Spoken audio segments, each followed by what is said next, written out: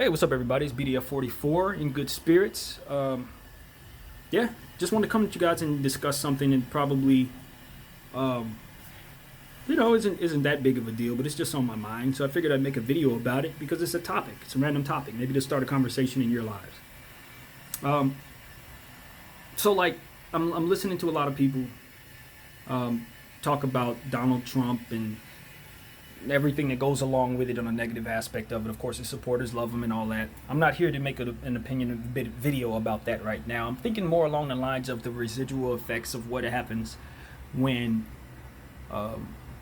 you're in a position of whether it be power, fame, prestige, or what have you, but your image isn't positive across the board. When people look at you and say, okay, that person's a not so great guy or whatever, okay? That's where the angle I'm coming from.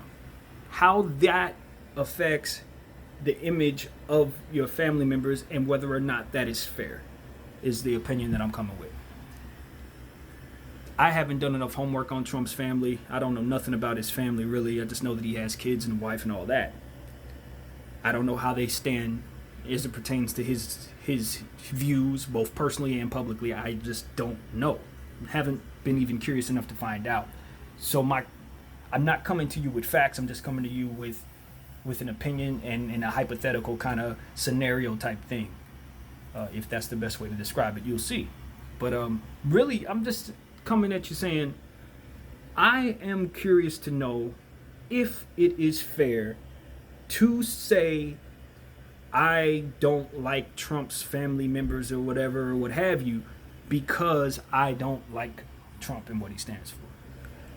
I don't believe that's fair.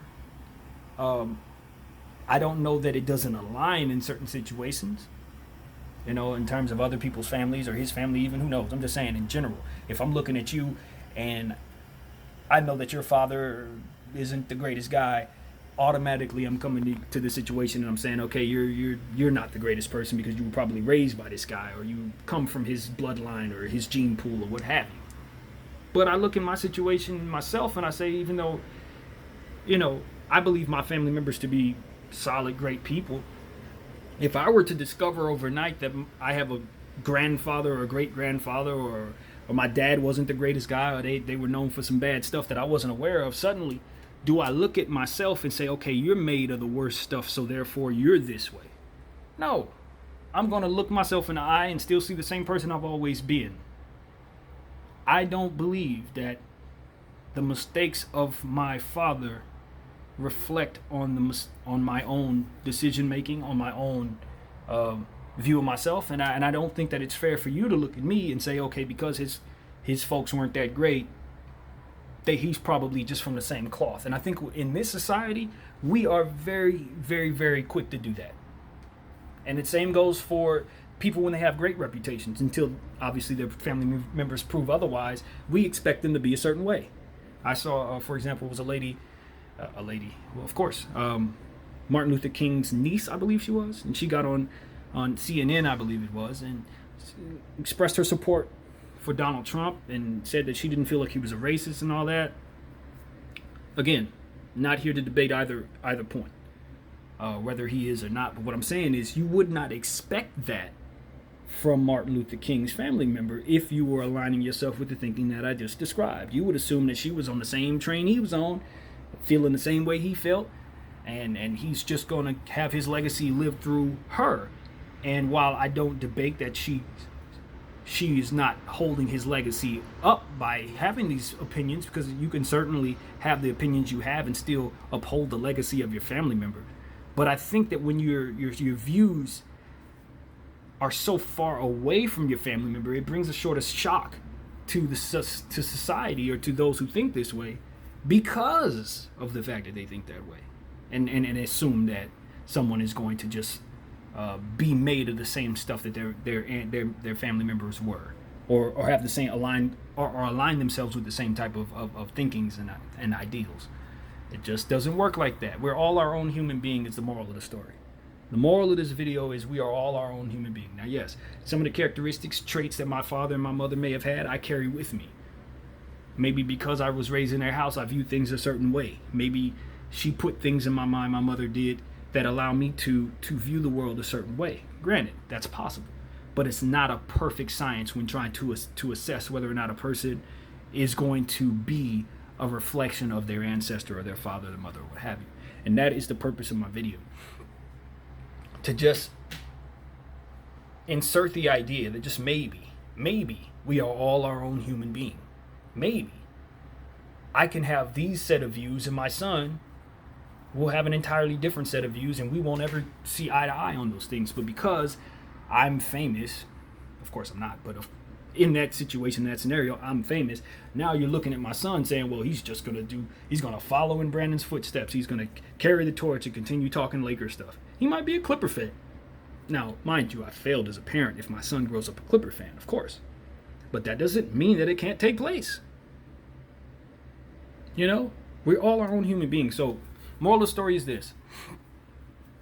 If you gotta, I don't, first of all, before I move on, there's something that I've been hearing about all my life called generational curses and things like that.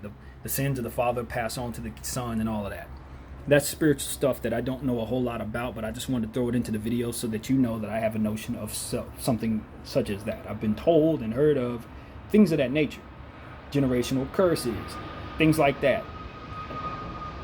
It's not that I don't believe in it. I just can't put more of myself in that conversation without doing more research. I just don't know enough about that to really say it has any merit or not. But what I can say is when it comes to the characteristics of a human being, there's no perfect science in assessing a person based on their parents. There's no way. So for all I know, Donald Trump's kids can't stand what he's into. For all I know, his wife doesn't stand for what he does. For all I know, Donald Trump's son is going to grow up to be a greater president than his father ever was with different ideals. Who knows? Like, those things can't be shut off in the minds of thinkers who are trying to assess what they're looking at in this world. We can't close our minds to the idea of things not just aligning as simply as that. That's what I want to say. I think we need to do some critical thinking if we're thinking that way. Do some real critical thinking and assess the idea that maybe you aren't like your father. Maybe you don't carry the torch that he carried. Maybe you don't stand for some of the stuff that he stood for. And you know, it's this aligns with something else. As an African American, it's very difficult, you know, when we're trying to figure out, as you know, what's up against us as a people. You know, when we're looking at what's up against us, it's very easy to start pointing at who, what, why, and how. But a lot of times when we do that, we tend to look at people who were related to people who may have done some things to our ancestors and say, okay, they are like their ancestors. Now, in a lot of cases, you guys are like your ancestors, but in a lot of cases, you are not. And there's no perfect science for me to just label you. Just like I would hope you wouldn't look at me and say, okay, that person is this way because of his skin and his tone of voice, etc. You know what I mean? Yeah, maybe my ancestors were a certain way. Maybe they did, you know, whatever. You fine. But my own ideals and how I was raised and how I think and how I move is unique to myself. So I'm not going to rope my child in later on down the road and say, okay, you got to think like me or else. And I don't think you should do that either. That's just my opinion. I don't think you should do that either. Let your kids be themselves. Let them grow up to think the way they think. If it doesn't align with what you feel, it's a rough road. That's not an easy pill to swallow, of course. You know, I think my grandfather, just on a personal level, wanted me to join the military. He even told me he wanted me to join the military. I don't know how he feels about me not joining the military, but I do know that I made a decision for myself.